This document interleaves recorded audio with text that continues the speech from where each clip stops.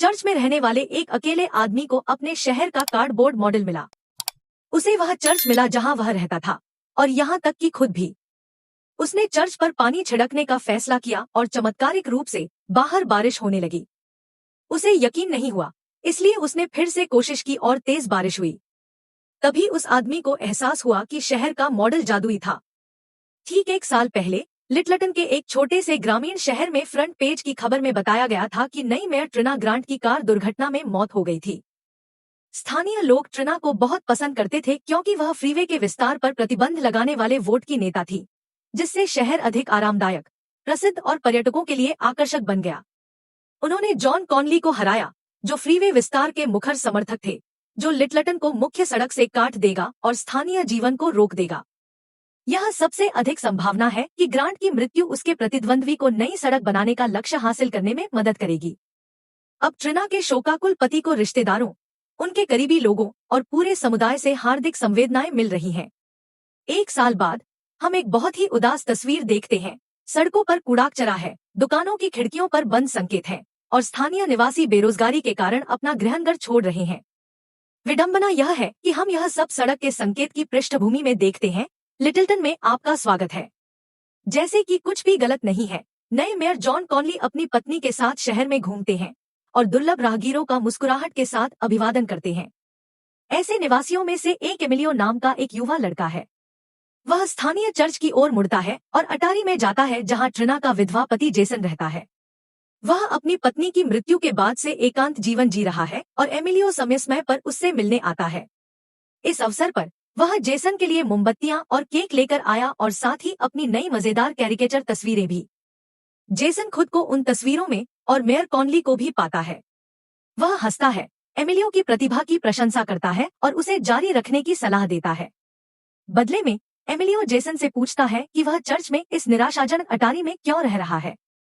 वह कहता है कि उसकी पत्नी की मृत्यु के बाद वह अब अपने पूर्व घर में नहीं रह सकता, जबकि एक पादरी उसे तब तक यहाँ रहने देता है जब तक वह मदद करता है।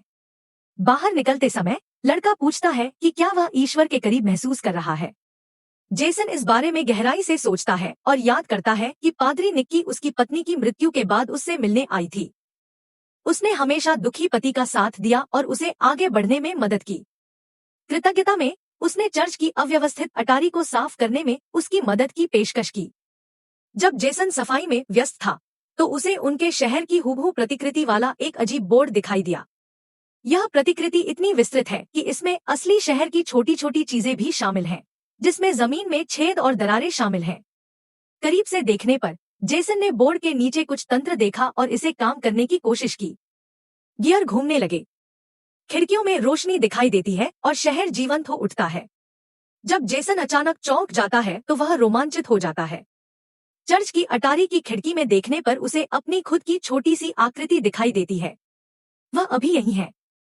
खुद को थोड़ा साफ देखने के लिए जेसन उनकी खिड़की पर थोड़ा पानी छिड़कता है। जैसे ही वह ऐसा करता है, वह देखता है कि खिड़की के बाहर वास्तव में बूंदाबांदी हो रही है। उसे बहुत जल्दी समझ में आ जाता है कि क्या हो रहा है। वह और भी पानी छिड़कता है और देखता है कि कैसे बाहर बारिश और भी तेज होती जा रही है। वह अपना हाथ बाहर निकालता है, फिर भी उसे अपनी आंखों पर विश्वास नहीं होता। कुछ समय बाद जेसन एक स्थानीय रेस्तरां में बैठा है और ग्राहक की बारिश की चर्चा को ध्यान से सुन रहा है, जो बहुत अजीब था और ऐसा लग रहा था कि बस एक ही जगह हो रही है। रेस्टोरेंट मालिक जेसन से दोस्ताना तरीके से पेश आता है और सड़क निर्माण के कारण ग्राहकों की कमी की शिकायत करता है। इसके बावजूद वह जेसन को कॉफी पिलाती है और व्यावसायिक तरीके से अपने बेटे एमिलियो को रेस्टोरेंट के मुखौटे को रंगने का निर्देश देती है।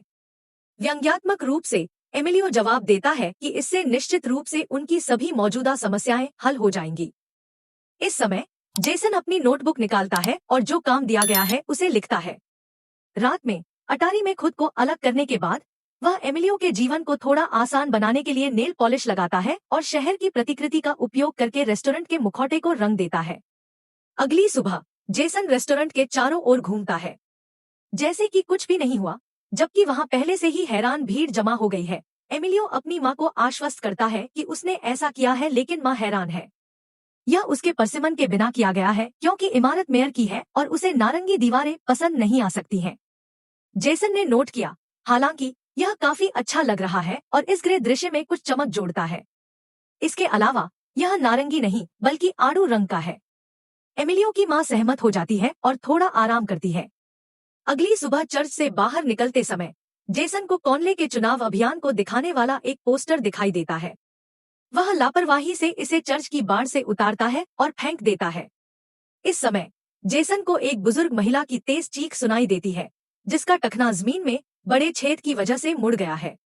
वह महिला की मदद करता है और इस शाश्वत छेद और इस शहर की अन्य समस्याओं के बारे में बुजुर्ग लोगों की शिकायतें सुनता है।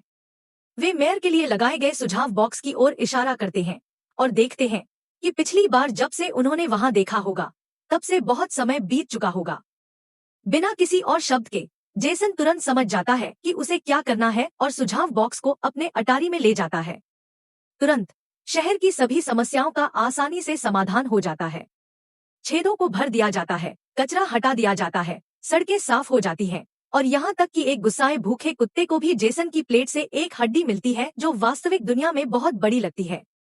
अगली सुबह जेसन खुशी से शहर में घूम रहा है और रात भर हुए सभी अच्छे बदलावों के लिए निवासियों की सकारात्मक प्रतिक्रिया का आनंद ले रहा है। रेस्तरां में प्रवेश करने के बाद वह मेयर को एमिलियो और उसकी माताओं को उस रंग के लिए फटकारते हुए देखता है जो उसे मंजूर नहीं था।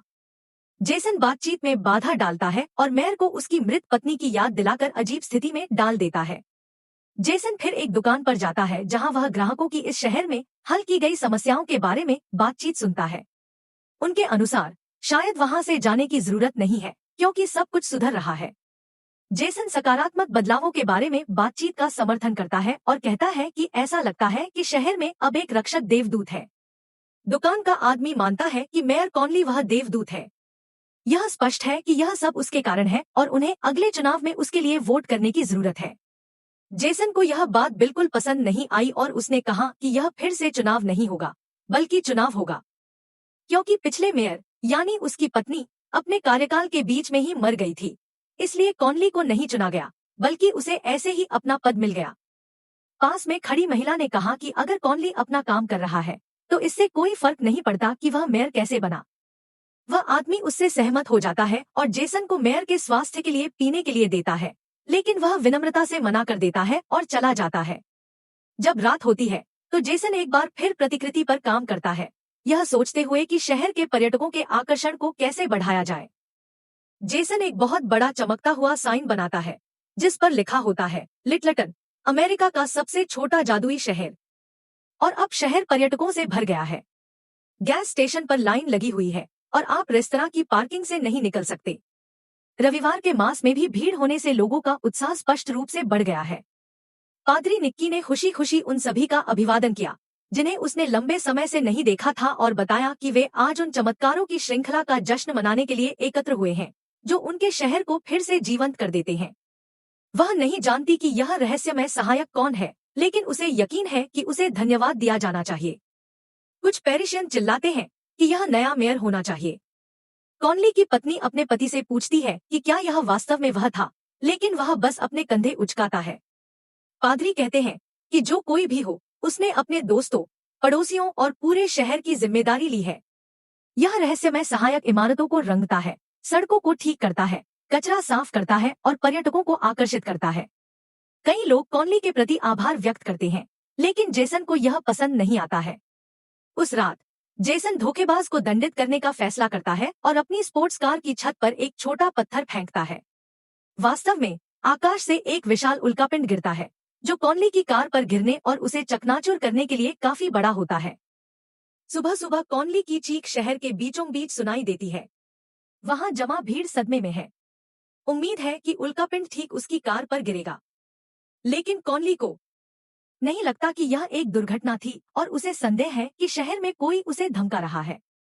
कॉनली ने एमिलियो को देखा जो जोर जोर से हंस रहा था और अपनी नोटबुक ले जाता है जिसमें उसे अपनी कार की तस्वीर दिखाई देती है जिसमें छत पर पत्थर लगा हुआ है।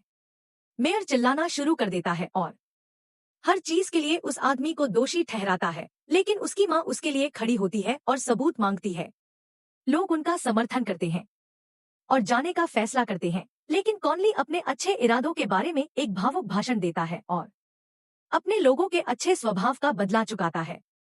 कॉनली को अपने आप घूमते हुए देखकर जेसन उसे सबक सिखाने का फैसला करता है और प्रतिकृति पर एक बड़ी मकड़ी रख देता है। एमिलियो उसके शक्तिशाली कदमों की आवाज सुनकर जाग जाता है और खिड़की से इस विशाल राक्षस को देखता है। कॉनली, जिसे कुछ भी संदेह नहीं है, किसी के तेज कदमों की आवाज भी सुनता है, अपना सिर उठाता है और अचानक महसूस करता है कि एक बहुत बड़ा जीव कोने से उसकी ओर बढ़ रहा है। वह गिर जाता है और डर के मारे चिल्लाता है, लेकिन मकड़ी अचानक डायपर में आसमान में उड़ जाती है, जिससे कॉनली खाली सड़क के बीच में पूरी तरह सदमे और भ्रम में पड़ा रहता है। इस बीच जेसन पूरी तरह से संतुष्ट है क्योंकि वह मकड़ी को वापस जार में डाल देता है।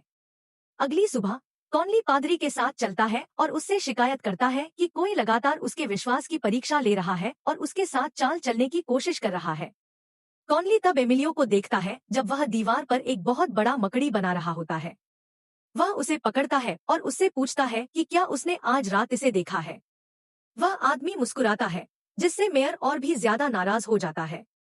शाम को पादरी निक्की जेसन से मिलने जाती है, लेकिन वह उसे दरवाजे पर ही रोक देता है। प्रतिकृति को गुप्त रखने के लिए वह कहती है कि उसे जेसन की स्थिति के बारे में चिंता है। उनके अनुसार शहर में हालात सुधर रहे हैं और अब सकारात्मक मूड रखने के लिए पर्याप्त कारण है। जेसन पादरी से कॉनली को कोई श्रेय न देने के लिए कहता है क्योंकि वह किसी की मदद करने के लिए बहुत स्वार्थी और लालची है, लेकिन पादरी जवाब देता है कि कोई भी सही रास्ते पर लौट सकता है। रात में जेसन अधिक प्रकाश बल्ब और संकेत जोड़कर प्रकाश व्यवस्था में सुधार करने का फैसला करता है, लेकिन कमजोर प्रकाश व्यवस्था इसे बनाए नहीं रख सकती और शहर अंधेरे में डूब जाता है। शहर के निवासी मोमबत्ती की रोशनी में चर्च में एक आपातकालीन बैठक के लिए इकट्ठा होते हैं और बिजली की आपूर्ति बहाल करने की मांग करते हैं। मेयर ने समस्याओं को बहुत गंभीर बताया। नई लाइटिंग के कारण शहर का बिजली संयंत्र विफल हो गया। निश्चित रूप से इसकी मरम्मत की जाएगी, लेकिन इसमें हफ्तों लग सकते हैं। एक बूढ़ी महिला का कहना है कि वह केवल ऑक्सीजन उपकरण की बदौलत जीवित है जो बिजली से चलता है। अन्य लोग आगे बहस करते हैं और मांग करते हैं कि मेयर तुरंत समस्या को ठीक करें। आखिरकार यह वह था जिसने वे सभी नए संकेत लगाए थे, लेकिन मेयर का कहना है कि उन्हें नहीं पता कि यह किसने किया। लोग कॉनली पर विश्वास नहीं करते। वे उस पर झपटने का इरादा रखते हैं, लेकिन वह यार्ड में भाग जाता है। वह एमिलियो को फिर से सड़क पर वापस देखता है, जबकि वह चित्र बना रहा होता है और उससे एक नोटबुक छीन लेता है, जिसमें उसे शहर का एक चित्रित चिन्ह मिलता है। कॉनली भीड़ को समझाने की कोशिश करता है कि यह सब उस आदमी का काम है। वह शहर में होने वाली हर चीज को चित्रित करता है, जिसका मतलब है कि यह किसी तरह का जादू टोना है। लोग मेयर पर विश्वास करने से इनकार करते हैं और उस पर हमला करते हैं, लेकिन फिर जेसन अचानक हस्तक्षेप करता है और सब कुछ कबूल कर लेता है। उसके अनुसार वह कुछ भी बुरा नहीं चाहता था, वह बस शहर और वहां रहने वाले सभी लोगों की मदद करना चाहता था। लेकिन चीजें हमेशा योजना के अनुसार नहीं होती हैं। लोग सबूत मांगते हैं और जेसन अपने अटारी से कुछ चमत्कार दिखाता है। उसके बाद वह अपनी सोने की शादी की अंगूठी उतारता है और उसे अपनी मृत पत्नी की तस्वीर के बगल में रखता है, यह कहते हुए कि उसने उसे निराश किया है। उस पल मेयर अपने लोगों के साथ घुस जाता है और जेसन का रहस्य जान लेता है। कॉनली इस प्रतिकृति की क्षमता से प्रसन्न है और शहर को दूसरा वेगास बनाने का फैसला करता है। जेसन जवाब देता है कि वह उसे ऐसा नहीं करने देगा और एक छोटी सी लड़ाई शुरू होती है, जिसके दौरान प्रतिकृति पलट जाती है और गिर जाती है। असली शहर में भी तबाही का राज है और निवासी अब इस बारे में सोच रहे हैं कि इसे फिर से कैसे बनाया जाए। सड़क के बीच में अपनी विशाल शादी की अंगूठी को देखते हुए जेसन निवासियों को यह कहकर आश्वस्त करता है कि उनके पास ऐसा करने के लिए पहले से ही साधन है। घटनास्थल पर मौजूद पत्रकार पहले से ही सोने के सबसे बड़े टुकड़े के बारे में रिपोर्ट कर रहे हैं। देखने के लिए आप सभी का धन्यवाद। चैनल को सब्सक्राइब करें, हमें अपनी पसंद बताएं, टिप्पणियों में अपनी फिल्में सुझाएं और हम यथासंभव उच्च गुणवत्ता वाली सामग्री के साथ आपको खुश करने का प्रयास करेंगे। जल्द ही मिलते हैं।